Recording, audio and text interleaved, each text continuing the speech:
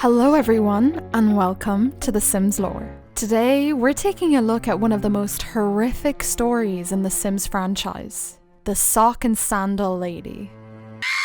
Only God can judge her, guys, it's okay.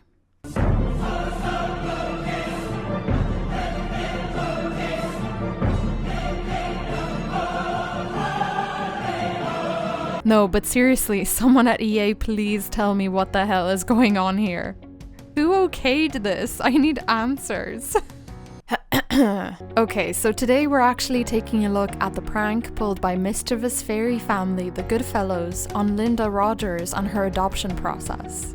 And no, the prank isn't cursing her with a sandal and sock combo, she did that all on her own. This prank is based on the Irish legend of changelings, which I'll go into more detail. Don't forget to subscribe and like this if you enjoyed it. Alright, let's get straight into the video. Before we begin with the Sims families, I want to go into more detail about what a changeling is and what the legend says. A changeling is a fairy that is left in place of a human child, which would be stolen by fairies. The legend says that these fairies would be identifiable as they are often sickly and don't develop like a human child. They often grow beards, long teeth, and are intelligent beyond their years. It was thought that the older fairies from the fairy clan would take the human child's place so that the older fairy could be coddled and taken care of by its human parents. The human child would either be taken maliciously and become a servant, or it would be taken for the fairies to experience the love of a human child. So coming back to the Sims in Moonlight Falls, interconnected households Goodfellow and Rodgers seem to have a changeling situation going on. Let's firstly take a look at the Goodfellows. Fairies are typically curious about human Sims, and the Goodfellows are no exception. Led by their sprightly matriarch Flora, the mischievous Goodfellows have engineered several encounters with humans, from simple pranks to elaborate social experiments. Their crowning achievement is an adoption mix-up resulting in Linda Rodgers' newly adopted baby being a fairy, with the Goodfellows taking possession of the human baby instead. Will raising Fawn, their human toddler, bring them more than they bargained for? The Goodfellows live at 404 Huckleberry Lane in a 2-bedroom, 1-bathroom home called the Treehouse, whose description reads, "Tree houses aren't just for kids or fairies anymore." With modern amenities such as doors and insulation, any Sim would be proud to call this quirky place a home.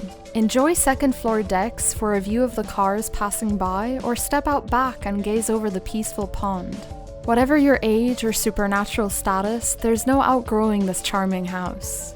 The Goodfellows live in this gorgeous small treehouse near the Stone Troll waterfall fishing spot and by the Fairy Arboretum. Their house is elevated from the ground by wooden stilts and surrounded by trees. Behind the home, they have a pond, a garden where they grow lettuce, tomatoes, potatoes, bell peppers, ghost chilies, onions, and garlic. They have a fire pit with 4 wicker chairs and also a recycling bin next to the normal bin that comes outside every home. The family has 3 nostalgia cycles parked at the entrance of their house and no other vehicles. Also, at the back, there seems to be a fairy house by a tree enclosed by rocks and mushrooms. On the porch of the house, there is a wooden bench and chair, and as you come inside the house, you're greeted by the open-plan living room and kitchen. Here, the Goodfellows have 2 sofas, a breakfast island, a high chair, and a desk. Through the first door, there is a small bathroom with a shower, and through the second door, we can find Fawn's bedroom. Here, she has her crib, a dresser, a dollhouse, a toy box, and a rocking chair. Going upstairs, there's a very small bedroom with a wooden canopy bed, a wooden dresser with a mirror, and a bookshelf. At first, I was pretty confused as to where Flora is supposed to be sleeping, but I quickly remembered the fairy house outside. Here, she can sleep, change into and plan her outfits, drink pollen punch, and even have fairy house parties, which is one of the cutest things that I've ever heard in The Sims.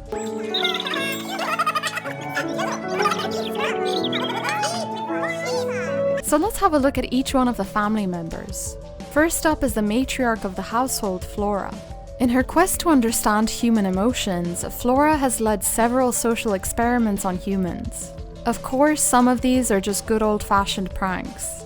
These include magically eliminating a single sock from the dryer, moving someone's keys when they were right there, and also that thing where you tap someone on the shoulder but then stand behind their other shoulder so when they look around, they're looking over the wrong shoulder.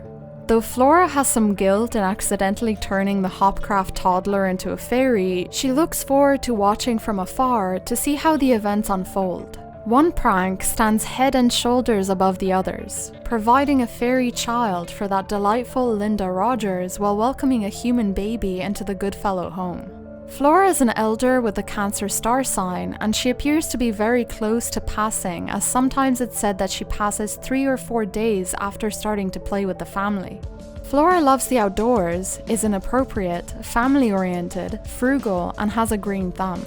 Her favorites are classical music, autumn salad, and the color orange. Flora is unemployed, and her lifetime wish is to have the perfect garden, which unfortunately she doesn't have completed and probably won't have enough time to complete it either unless cheats or life elixirs are used. In my game, she graduated from community high school and she has 9 skill points in gardening. Flora's family tree indicates that she has a son, Pip, a daughter-in-law, Dahlia, and they have an adopted daughter, Fawn. Flora is best friends with Fawn, good friends with Pip, friends with Chauncey Grimm, and friends with Dahlia. In her inventory, we can find the usual, but also a book called Beep Beep Boop, Memoirs of a Plumbot. Okay, now onto her daughter-in-law, Dahlia. A sim who loves to live off the land and is respectful of Mother Nature, Dahlia is a fairy's fairy in the truest sense. She loves to spend the day tending the gardens and nursing sick plants, but isn't above the occasional prank or two when her loving husband Pip isn't stirring up trouble. As a young girl, Dahlia would always sing and hum while she was tending the garden, and after being told she had the voice of an angel, she realized she had a real future as a musician. She warmly welcomes Fawn into the family and is excited to spend her time with her new daughter. Dahlia is a fairy in her mid-adult years with the Taurus star sign, and she is over-emotional, a vegetarian, a loser, a light sleeper, and has a green thumb. Her favorites are indie music, Cobbler, and the color lilac. She works as a lyricist where she's doing okay, and her lifetime wish is to become a rock star. In my game, Dahlia graduated from community high school and she has 8 skill points in gardening and 5 in guitar.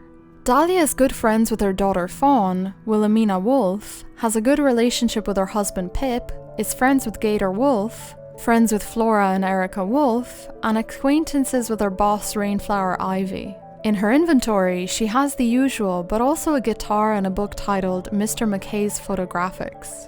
Let's take a closer look at her husband, Pip. While Flora is the brains behind the Goodfellow's shenanigans, Pip is most definitely the muscle behind her mischievous pranks. His light-hearted nature and ability to talk himself in or out of any situation makes him the perfect fairy prankster. As a lifelong fairy, he's always been fascinated by the human sim culture and loves to read books by human authors. So taking a part-time job at the bookstore was a natural choice for him. A very influential fairy with friends all over town, Pip was able to pull off the ultimate prank of an adoption mix-up involving Linda Rodgers' newly adopted daughter.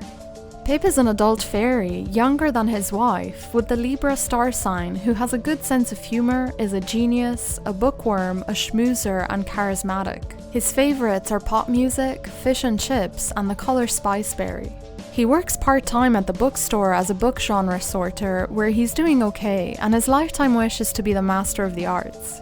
Although he would have to master the painting and guitar skill. While he has none of those skills yet, Pip has 8 skill points in charisma, and he knows a lot of people. Like, a lot. This would take me a while to go through, but basically he knows almost everyone in town.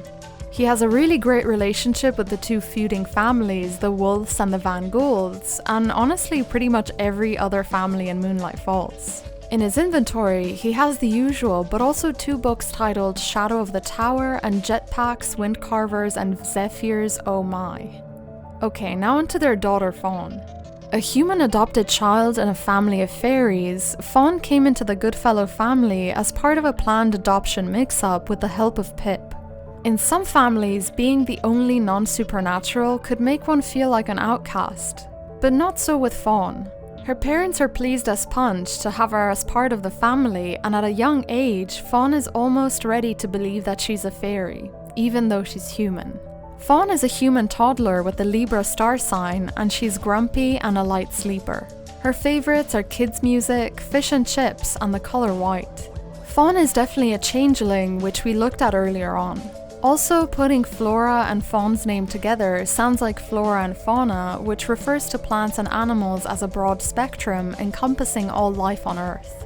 So let's look at Linda Rodgers and her newly adopted daughter Sophie. Linda Rodgers has more love in her pinky finger than some Sims have in their entire heart. Thanks to the Moonlight Falls Adoption Centre, Linda's lifelong dream of starting a family has come true.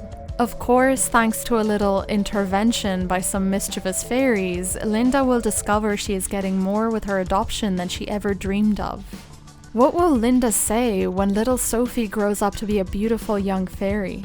Linda and Sophie live at 142 Wood Street in a 2-bedroom, 1.5 bathroom home called the Great Greek, whose description reads, "This contemporary Greek revival style home boasts 3 floors plus a basement tucked away for everything your sim could possibly want in a house. The glow of the fireplace makes the expansive living room extra inviting, so much that guests may never want to leave. But for one lucky family, they'll be able to enjoy that living room anytime they please."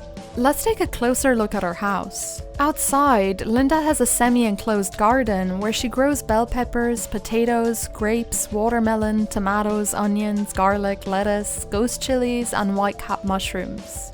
She also has a lime tree and 2 apple trees. At the back of her house, Linda has a garage which she also uses as a little artist studio where she hangs out and paints. She keeps her bicycle and her For Everything van in here as well. I love the dirt mark details on the ground the car leaves behind every time Linda comes home and parks her car in the garage. Coming inside, the first thing is a desk with some shelving and a computer. Next is the living room with a purple sofa, armchair and rug, a fireplace, a modest TV, a credenza, a bookshelf and some plants. Going through the door by the bookshelf takes you downstairs to the basement where Linda has a dress form, a room divider and some counter and cupboard space. I'm not sure what this is supposed to be, probably a sewing room or something of that nature, but I mean it's a pretty strange thing to have in your home when you have absolutely no sense of fashion, but okay. This room could easily be turned into a laundry room, which I often do, but I keep the overall vibe that was there before. In this hallway, there are 2 doors to a small bathroom and an exit and entrance to the side of the house. The kitchen is pretty spacious, and here Linda has a high chair, a small dining table with 4 chairs, and a nice kitchen overall. The door by the fridge takes you to the basement, and the door by the sink takes you in the backyard. Coming back into the hallway through the arched doorway, Linda has a nice sunroom with some plants and planter bowls. Going upstairs, Linda's bedroom is the first door straight ahead. She has a bookshelf, armchair, some plants and a dresser, and through the door is her bathroom and, again, some nice plants in here and a nice bathtub. This bathroom is also connected to Sophie's bedroom as the next room is hers. Here she has a crib, an armchair, a doll's house and some cute decorations. The house also has an attic where Linda has a treadmill and a stereo to listen to music. All in all, this house is pretty large for just Linda and Sophie. Honestly, I love it. Houses around Moonlight Falls are amongst my favorites. So let's take a closer look at Linda and her changeling. Linda was one of those girls who could always be seen with a doll clutched in her arms. She was always playing mommy or pretending to teach her class of dolly students. At a young age, Linda would practice cooking for her dolls. Little did Linda realize she had a natural talent in cooking and followed her love of cooking to make her career out of it. Adopting little Sophie filled a missing void in her life with a magical daughter to raise. Linda suspects that she got more than she bargained for in her adoption of Sophie. But whatever the case may be, Linda loves Sophie and will raise her the best she can. Okay, first off, Linda suspects she got more than what she bargained for? Girl, your child's got wings. And then what will Linda say when little Sophie grows up to be a beautiful young fairy? I mean, what is Linda saying now, considering there's purple wings coming out of her toddler's back? Okay, whatever, let's keep going. Linda's in her mid-young adult years and she has the Cancer star sign. She is good, a gatherer, a natural cook, family-oriented and friendly. Her favorites are kids' music, waffles, and the color yellow. Linda works as a pastry chef where she's doing really well, and her lifetime wish is to become the culinary librarian. In my game, Linda graduated from community high school and she has 5 skill points in cooking. Linda is good friends with Miriam and James Hopcraft, friends with her daughter Sophie, and acquaintances with her boss Belinda Crumplebottom, who we looked at in this video. Okay, now onto her fairy daughter Sophie. Sophie Rodgers may only be a toddler, but she already has a personality that just shines forth and brightens everyone's day. No one is perfect though, and Sophie's playful side sometimes leads her into trouble. The times she played hide and seek with Linda for hours before being found. How will that good nature playfulness evolve once all of Sophie's fairy powers develop? She's Linda's treasure, but even Linda can't imagine how special her little Sophie really is. Sophie is a toddler with the Aquarius star sign, and she is athletic and friendly. Her favorites are pop music, grilled salmon, and the color pink. So now that we know all details about everyone, it's time to finally piece everything together. So Linda decided to adopt, as she always wanted a baby of her own. What she didn't expect though was for fairy Flora Goodfellow to pull a so-called prank on her adoption process and exchange her human toddler with a fairy. I mean, lady, that's not really a prank, is it? I smell jail time for old Flora here. Maybe that's why she dies so early on in the game. Flora's basically trying to get away with illegal crimes. Let me know how you play with these households. Do you change Fawn back with Sophie? Do you change their names as well? Do you keep playing as is and see where things go? Let me know in the comments below. Personally, I play both ways. Firstly, I change them back. I have Linda take care of the real human Sophie and move fairy Fawn in with her fairy parents. But then I also play the other way around, where I have Linda take care of Sophie. I mean, realistically, the adoption agency will have realized something's not right after Linda comes back to them and says there's purple wings coming out of her daughter's back. I also have Pip and his wife have another baby. Oh, and let's not forget, I completely changed Linda's whole look because, yeah, just no. Alright guys, there you have it. Lots of info on the Goodfellows and Rodgers household and the adoption prank pulled by these mischievous fairies. I'd like to thank my patrons Negative Dana, Papa Khan, Leo Thompson, Artsy Flashback, Nathan Lim, Caitlin Luigi, A Wild Kitty Cat, Keita John the Arcane Archer, Carolyn, Andreas, Whitney, Hannah S, Amy Louise, Charlie, Libby Young, Perlog Anwil, Brigitte Gill, Shelby Hill, and Nicole Dante. Thank you guys so much for supporting my channel. That's it for today's video. Thank you all so much for watching. Please like the video if you enjoyed it and let me know your theories in the comments below. Follow me on Twitter and Instagram for more lore and updates. I'll see you in my next video. Bye!